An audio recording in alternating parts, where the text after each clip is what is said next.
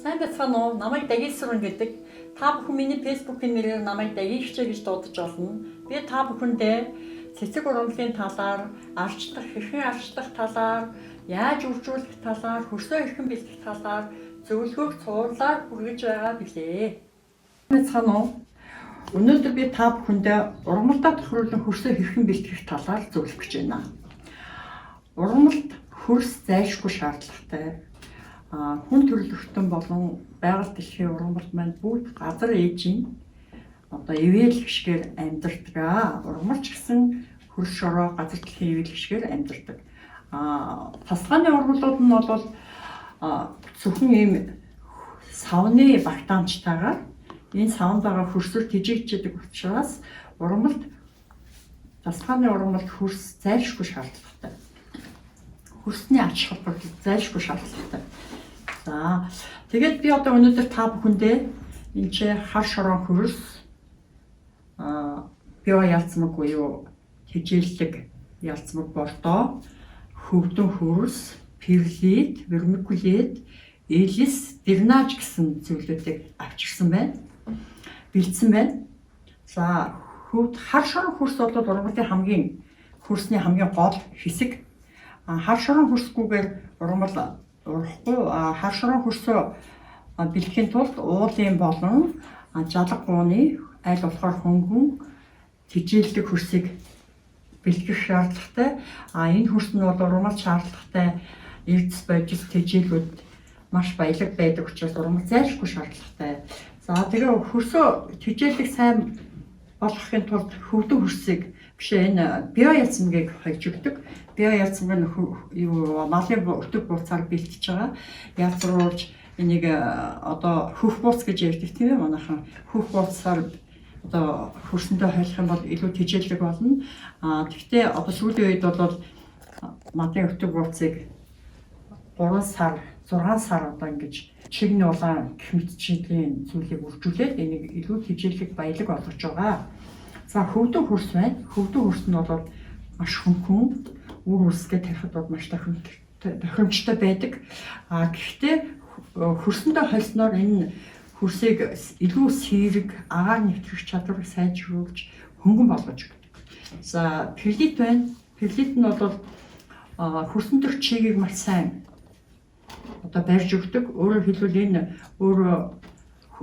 усыг маш сайн шингээж хөрсийг илүү сэрэг, чиглэг болгож өгдөг.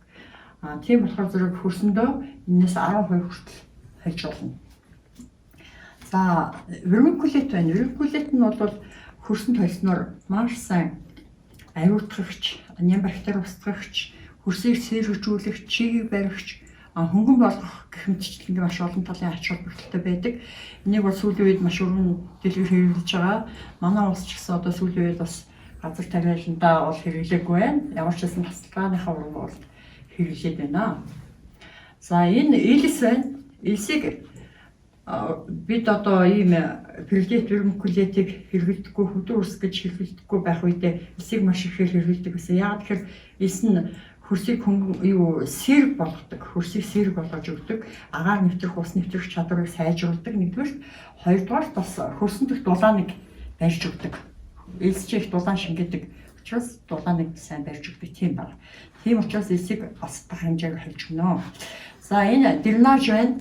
Дренаж буюу одоо энэ барилгын материал дулаангаар хэрэглэдэг. Энийг болохоор зэрэг хөрс ургамлын үндэс хөрсний доод хэсгээрээ одоо агаарыг амьсгалах шаардлага байдаг. Зөвхөн навчаараа ишээрээ агаар амьсгалахаас гадна үндсээрээ бас агаар амьсгалж байдаг. Дэндүү их юм устай живсэн байдалтай байх юм бол одоо хүн усан живж өгдөг шиг ургамлч гэсэн бас живж өгнө.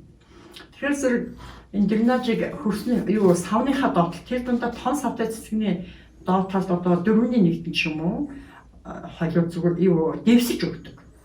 Одоо энэ жижигхэн савтай ургамлын доор бол 1 хуруу хэлтэй сантиметр 1.5 см ч юм уу тийм хэмжээтэйгээр дэвсэж өгөх хэрэгтэй. Энэ нь болохоор зэрэг илүү усыг доош нь шүүн, нэгдүгээр, хоёрдугаар үндснээс агаар авах боломжийг бүрдүүлж өгдөг. За ийм байна.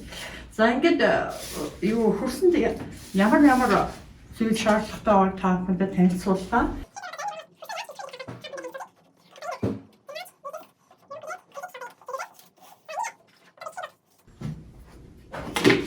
одоо энэ хурц шаардлагатай. За ингээд та бүхэнд хамгийн эхлээд хөнгөн дунд зэргийн одоо хүнд хүнд гэсэн тийм 3 төрлийн хөрсийг бэлтгэж харуулъя. 3 төрлийн хөрсөнд байна. Одоо 3 төрлийн шаардлага тавигдаж байна тийм ээ. 3 төрлийн шаардлагыг хангаж ургамлууд чинь ургана. Хамгийн нэгдүгээр хөнгөн хөрс бэлтгэе. Хөнгөн хөрсөнд болохоор одоо 40% нь гэдэг нь 10 хөрс шорооны 4 нь хар шорон хөрс байна гэсэн үг. Хар шорон хөрс ингээд 4 хар шорон хөрс.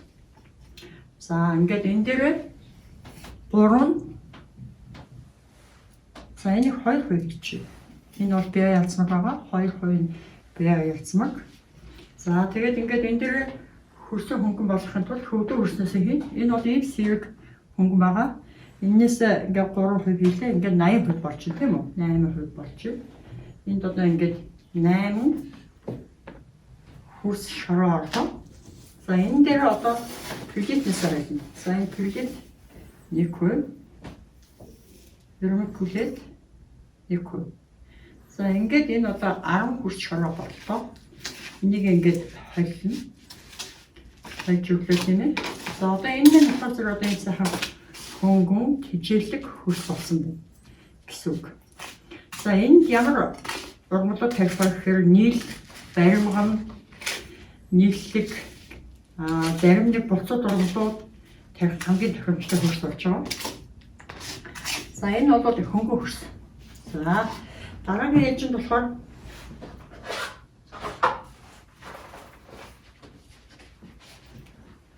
хүндөвтөх хөрс бэлдээ.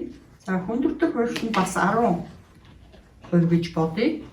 10% хөрсний за 50-аас доошгүй хувь нь хар шорон хөрс байх шаардлагатай.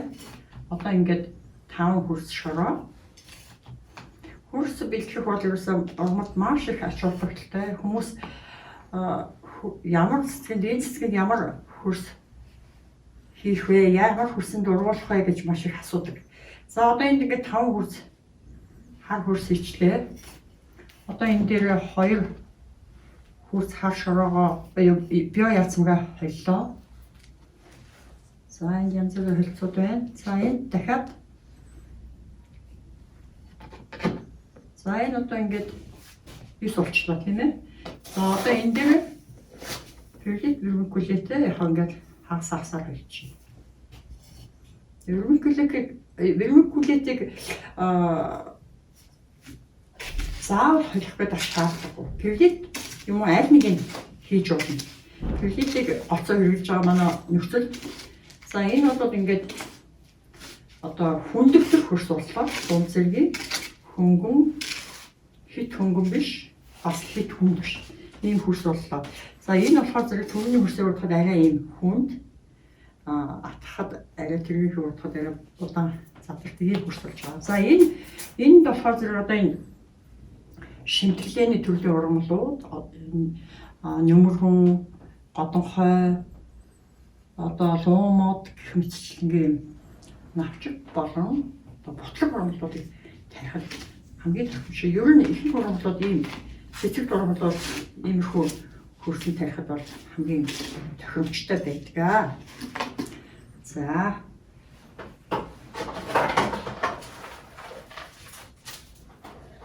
За дараагийн ээлжинд одоо хүнд хөрс бэлдээ. Хүнд хөрсөнд хар шорон хөрс маань 70% хүртэл байна. Зөвхөн хүнд хөрс нь одоо хөрс чинь нэлээ ер нь бол манай Монгол орны нөхцөл маш юм хуурай агаартай тийм чих багтай уур амьсгалтай учраас хүндөвтөг юм уу? Хүнд хөрснүүд илүү тохиромжтой юм шиг санагддаг. Яагаад гэхээр агаар нь ургамлын чийг ургамлын хөрсөн дэх чийг маш их авдаг учраас ер нь хүндөвтөх хөрсөнд тарих нь илүү тохиромжтой. Хүнд хөрсөнд бол гоцоо модлог ургамлыг тарих нь илүү тохиромжтой. За энд ингээд 70% нь хар шороо хийлээ, 20% нь хөвдөн хөрсөл, 10% нь хөрсөн хөрсөлөө. За энд бол маш бага хөнгөн хөрсөлнө. За тэгээд Өшөө перлитээ сайн хийх хэрэгтэй. Перлитээ 20% нэ гэж. Энэ бол хөрсөс ширүүлээс гадна чиг барьж өгдөг. За баг зэрэг өргөнкөлөд тольж болох юм. За энд бол элс хольж болно бас. Эсийг бол айч хөрсөндөө хольж болно. Тэгвэл хүн хөрсөнд бас жоохон хольхоор энэ нэлээд их хэмжээтэй хашаа орсон учраас хөрсөж чинь сэрүүлж агаар нэвтрэх чадварыг сайжруулна элс чинь. За ийм хүн хөрсөнд одоо хүүхдүүдийн модлог орнуудыг харьж болно. Одоо таврууш, нөмөргөн, уланбар өшөө ямар модлог орнууд байна? Одоо тэднийг харьж болно. Хүн хөрсөнд одоо хамгийн тохиромжтой орнууд чинь модлог орнууд байдаг. За энэ бол одоо ингээд атгахад нэлээ юм болсон байгаа ч тэр түрүүнийхийг утгаар арай ингээд удаан задарч байна. Ийм хөрс болж байна. За шүүс дурмууд бас тохирсон хөрс бэлдэх шаардлагатай байдаг. Манайхан одоо сүүлийн үед шүүс дурмуудыг маш их сонирхдаг болсон. Шүүс дурмууд болохоор зэрэг за 6 хөрс шороо бэлдэнэ. 6 хөрс шорооны 3 хар шороон хөрс, 2 нь элс, 1 нь перлит байх шаардлагатай. За тэгээд энэ 3-ыг холиод хар шороон шүүс дурмуудаа тавих хамгийн тохиромжтой хөрс болно. Энэ одоо юу юм? Чигийг барьж өгч байгаа учраас шүүс дурмууд чинь чиг маш шаарддаггүй. Тийм чөлийн ургамлууд кактус ч гэсэн тийм ээ. Ийм учраас энд одоо ингээд 3 хөрс хар шороо, 2 хөрс элс. Энэ одоо элс чинь хөрсийг сэргжүүлнэ, дулааныг барьж өгнө. Шүүс дурмууд кактус чинь ерөөсөө юу штэ. Цөлөөс гаралтай орнууд учраас дулааныг маш их шаардж байдаг. Дээд дуулан дуртай, гэхдээ тасгааны хаан дурдаг. За энэ ингээд хэлцээ зэрэг сайхан ийм бас мэдээ юм хатуу тэгсэн мөртлөө сэрэг тийм хөрс болж байна. Перлитэн чигийн барьж өгнө. Тэгэхээр зэрэг их олон услаад авах шаардлагатай. За ингээд та бүхэндээ амжилт хүсье. Өнөөдрийнхөө зөвлөгөөг өгөөд төгсгөе.